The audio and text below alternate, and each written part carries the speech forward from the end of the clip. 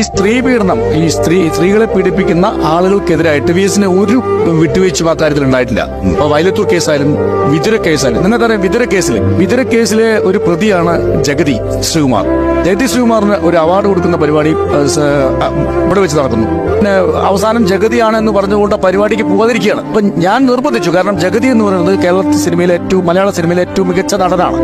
പക്ഷെ VS പറഞ്ഞത് എന്ത് നടനും ആയിക്കോട്ടെ സുരേഷ്, താങ്കൾ മനസ്സിലാക്കിയിട്ടുണ്ടോ, പ്രായപൂർത്തിയാകാത്ത ഒരു പെൺകുട്ടിയാണ് അദ്ദേഹം പീഡിപ്പിച്ചിരിക്കുന്നത്. കാരണം ഈ വിതുര പെൺകുട്ടി VS-ന് പരാതി കൊടുത്തിരിക്കുകയാണ്. VS ആണ് ആ കുട്ടിയെ സമാധാനിപ്പിക്കുകയും VS ആ കുട്ടിക്ക് ജോലി വാങ്ങി കൊടുക്കുകയും ചെയ്തു.